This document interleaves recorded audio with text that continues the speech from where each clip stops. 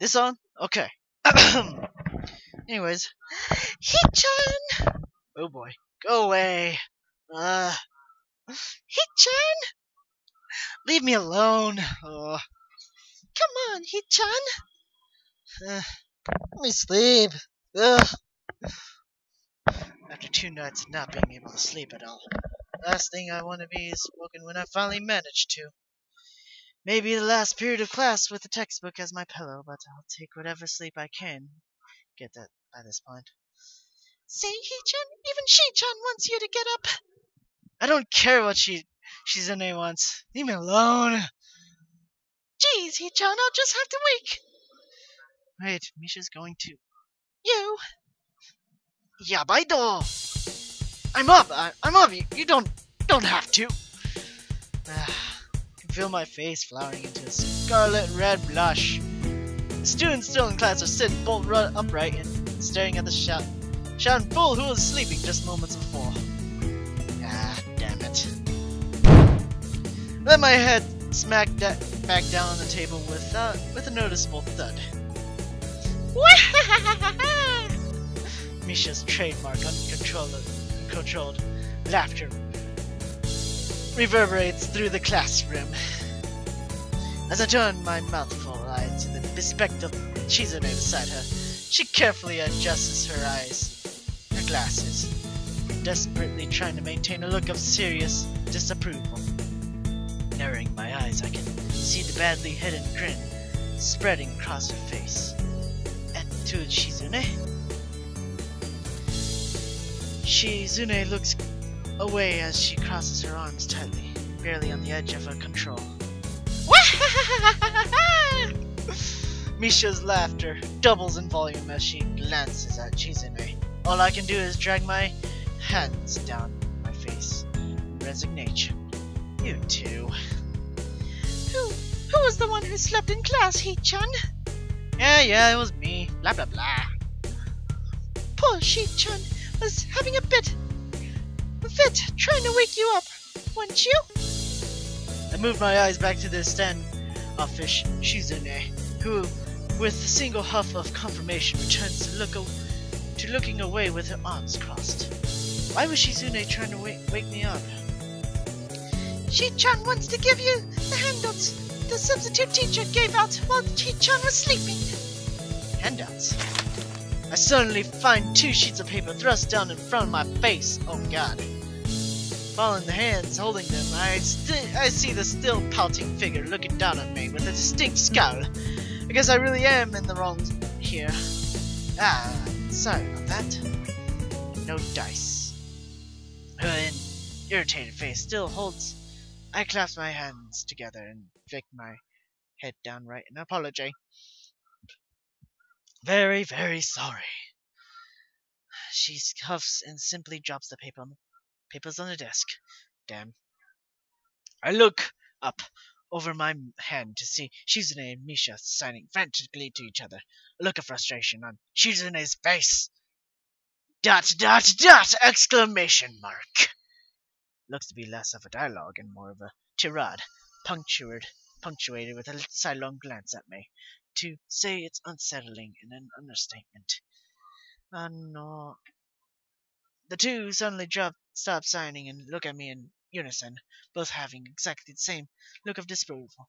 In one fluid motion, Misha's hand suddenly extends high above me and comes rocketing down. Before I can even hope to react, my head is sent bouncing up and down like a jack-in-the-box. Bring my hands to my head, more out of reflex than natural pain. Ow! What was that for? I open my eyes to see the 2 grinning at each other while exchanging an enthusiastic thumbs up. She-chan says she forgives you now, Hee-chan. Could you forgive me with a little less force next time? I look at the 2 with a blank face. Misha and Shizune. 1. Hisao.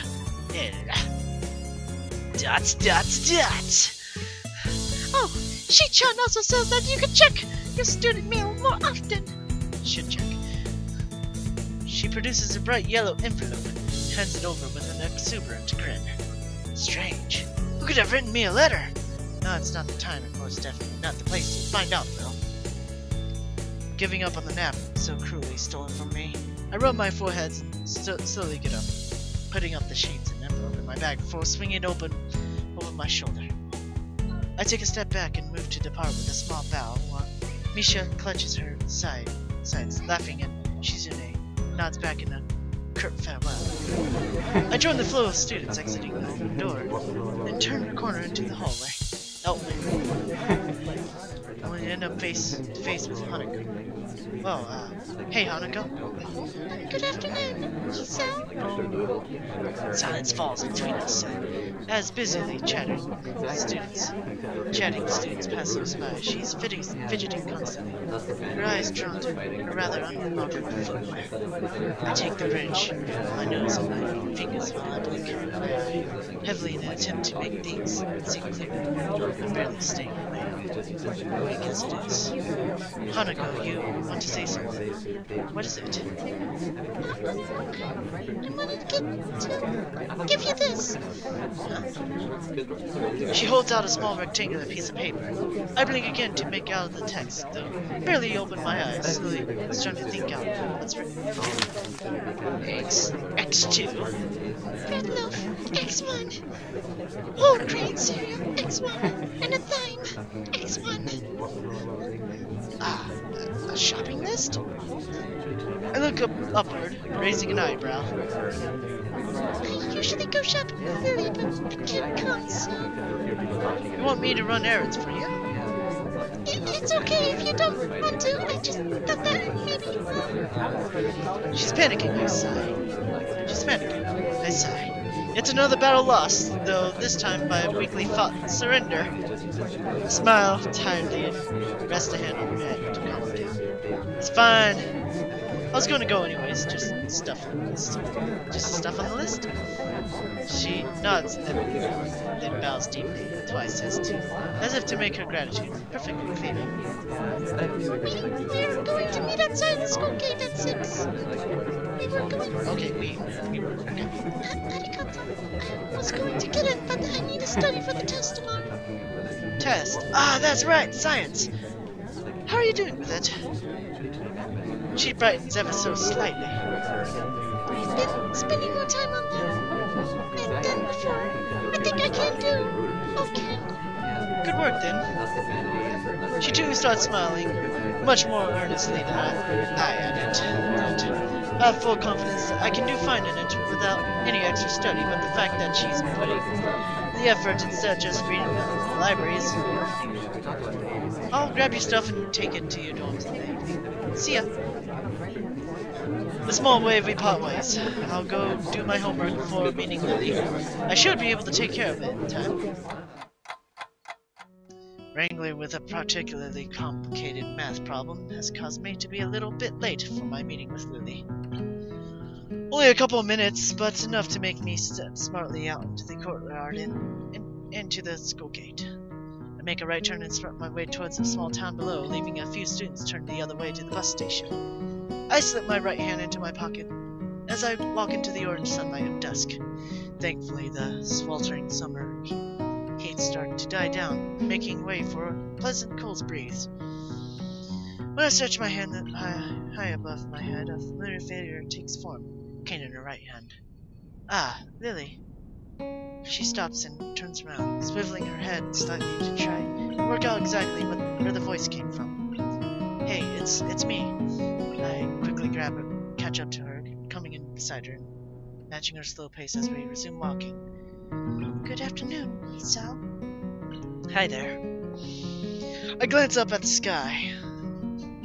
A distinct tinge of orange discolors the clouds, washing the footpath in its light. Long shadows from the tree fall across the right road down the hill. Hang on everyone. Let me just... Okay, picture. Okay, let's return back to the game. There we go. So, Hisao, what brings you here? Just going to town to grab some groceries. Hanako sent me. Hanako sent you? Yeah, she said she needed to study for a test tomorrow. I was going to come down anyway, so I'll just buy her stuff as well. unspoken is that Lilly really could use some help to get food, but it's an obvious fact that neither of us need to state.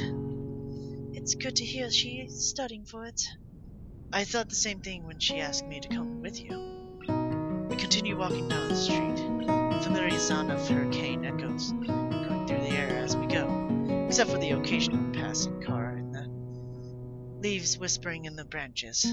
There's a blissful silence. Thank God I can finally relax for the first time today. Hang on. I'm just checking my phone real quick.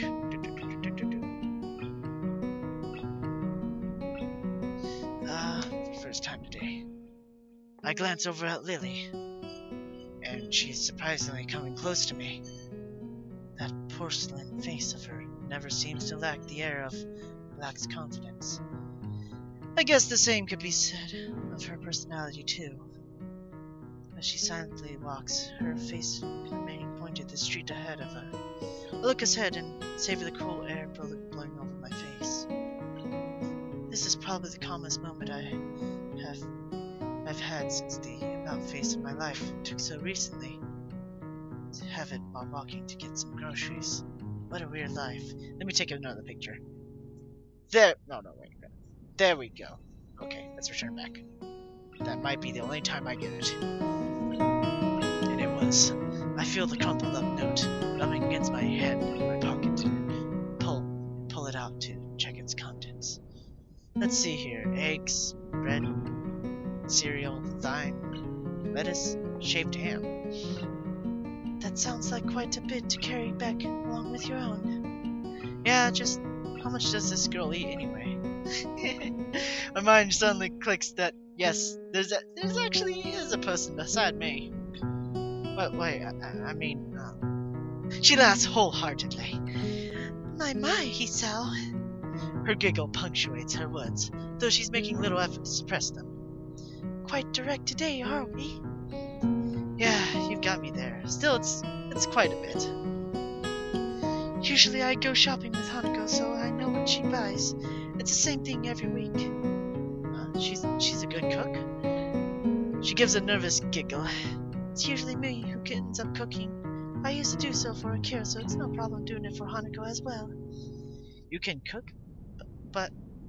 A short hum with an amused lip enunciates from beside me. I wonder if the fact that she seems amused by my comments so often is actually genuine, rather just from a want to make me more comfortable in addressing her blindness. There are ways around it.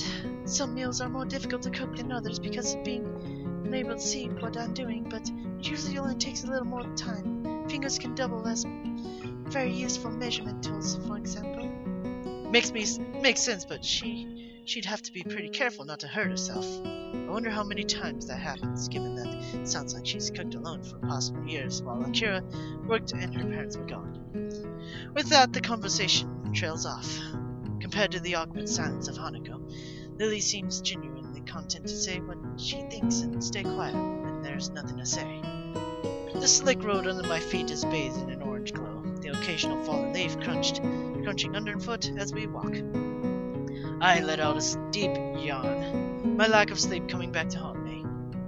Did you not get much sleep after last night?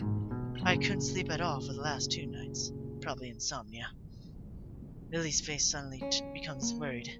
Feels like a personal failure every time she gets worried about my well-being, even if it's genuinely nice to know someone cares. You have insomnia? Aren't you going to see the nurse about it? Nah, no real need. It happens before a few times. My meds screw with my sleeping occasionally. I'm sorry. Gomenasai. Come on, it's not your fault. At least I shouldn't have any trouble getting to sleep tonight. You do worry me sometimes. I worry you? I reach around and scratch the back of my neck. I kind of want to address this. Hey, Lilly. I don't mean to sound weird, but please try to forget about my heart condition. She looks kind of lost. I hardly blame her. I guess what I'm trying to get at is, just don't treat me differently because of it. She bows her head slightly, her white cheeks reddening almost imperceptibly. It's only natural to worry about those around you. Well, it's still nice to know there's someone like that out there. It may be somewhat embarrassing to say, but it's the truth. Lily takes a breath to regain her composure and manages a gentle smile. Though her cheeks remain flushed. Yeah. The final downhill walk to the store passes in silence. Yashide! I suppose I'll get my stuff first, and Hanako's on the second round. I grab 2 well-worn red baskets from the stack beside the entrance and pass one to Lily. Just as she did before, she lays on the ground and slides her retracted cane between the basket handle before picking it back up with her right hand. She takes hold of my arm in her own. I'm surprised at how fast this kind of casual contact becomes so natural. Mostly due to necessity, no doubt. Shall we? Sure. While we navigate around the store, the odd person who occasionally passing us pays no heed at all. It's nice compared to the stare and whispers around the city. As we reach each aisle, I quickly check with Lily what she needs and grabs it along with what I want, putting our items into their respective baskets. It's not feeling to be dependent on so much for something so basic as shopping. Hanako would be practically a necessity for her to pick out what she wants, after all. Right, I'm pretty much done with both my stuff and Hanako's. Need anything else, Lily? No, this should be everything. Of course. Off we go. Then, oddly, there's a queue a mile long. Considering the store is only large enough to warrant one counter, seems like it'll take a while. Damn. Lily gives an inquisitive look, unable to see the reason for my compliment. The queue's lit very long. It looks like we have to wait. How strange. Sharing the same mood of resignation, we reluctantly take our places at the end of the line. One person finishes, the line moves up. Another person finishes, the line moves up. By the time we finally reached the head of the line, I'm so close to dozing off that Lily has to gently pat me on the back for me to move up. Hisao? Hisao? Gomenasai. She gives a short sigh of consideration as I move up, getting the groceries for Hanako and I put in 2 separate bags. Yasha, arigato. Man, I forgot what they say. Yarashikune? No. I think that's what it is. Oh well. Thank you. Please come again. By the time we emerge from the store, Lily's holding a single bag, while I struggle to carry 4, both hands well and truly full. It's a lot of work, but thankfully the items in them are light. Even without looking skyward, it's obvious that a surprisingly amount of time passed, the road outside being dark and lit by street lamps. Once Lily retrieves her cane, we set out back to the dormitories the way we came, leaving the welcoming warm glow of the store. Despite the road being empty of cars, the full bags abundantly make up for the lack of noise, constantly clunking and squeaking together. My, Hisao. It's good to find that you're eating well. I'm a growing guy, after all. I need to eat all I can. It must be nice being a man. Nani sendayo? Seemingly not noticing or ignoring my surprise. The completely out of left field comment. She continues on without missing a beat. It doesn't really bother you when you're eating most of the time. I get what you mean. Women tend to worry about stuff like that more than we do, I guess. Exactly. Makes me somewhat envious, to be honest. Well, it's not like we can outright ignore it. With an affirmative nod, we continue on our walk. Huh? Oh, that's right. What is it? Hanako mentioned your birthday was earlier this year. Do anything special for it? She gives a long pause, lost in thought for a few seconds as she recalls the event. Not really. It was just Hanako and I having a little party during the night after school. Your birthday is supposed to be a big event, you know. Sounds like a pretty lonely way to spend a birthday, just she and Hanako staying overnight. Birthdays always feel like a family occasion for me. There was a time when, in spite of their full-time job, both my parents would make an effort to be there for the day, or at least for a party beforehand. Reminds me of how Lily mentioned she hadn't seen her family in such a long time, and even ended up moving away from Kira's home afterwards. But I guess it's the same in situations as mundane as these. Considering her inability to read the packaging, just getting groceries would be a pain without somebody else there around. In the end, she just has Hanako and I, and Kira when she's off from work. Be that it may be, she seems to have more distant friends among the students, not to mention people like Yuko.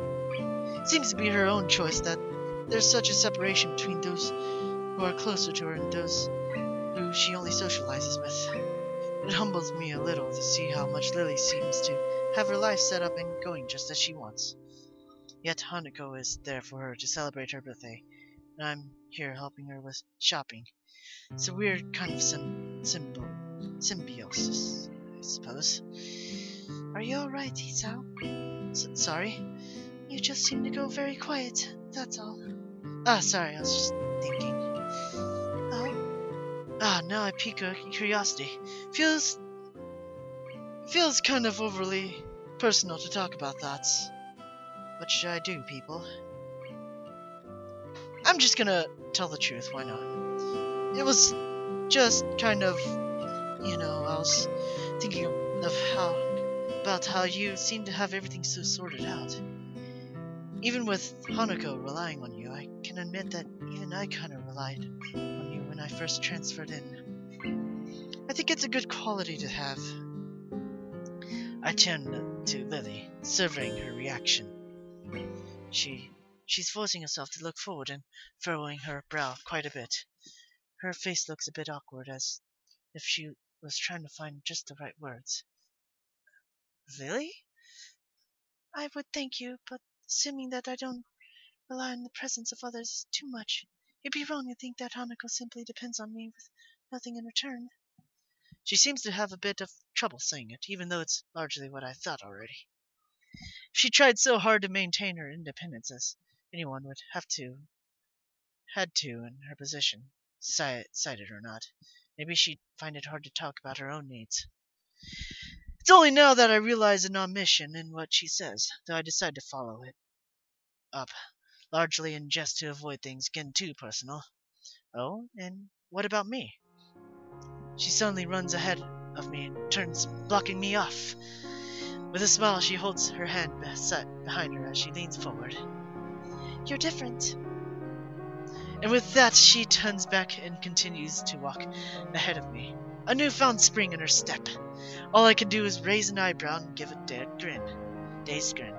I don't think I'd ever see this playful and teasing side of her before. So I'm different. It's hard to work out the exact contents, but knowing her, this ambiguity was intended. Our relationship has been changing, at the very least simply because I've begun to stand on my own feet more, and started getting more curious about the situation of those around me. As to why, probably a mix of personal curiosity and one to try and work out how to deal with my situation. I'm less sure of Lilly, though. That's why her own statement's so similar to my own. Feeling towards her throws me off so much. Oh god, must be the pizza I ate.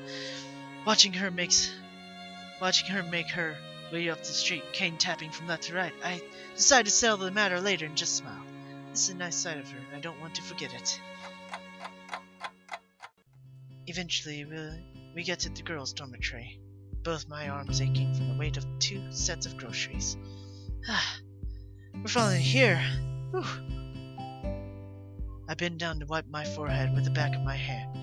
Lilly stops in front of her door and sets down her bag, fishing around in her pockets for the key. Thank you, Hisao. I really appreciate your help. This is nothing. It might be nothing to you, but it's definitely something for me. With that, she steps through her door, closing it behind her. I blink. Those were nothing but honest things, but I can't help feeling something different about them.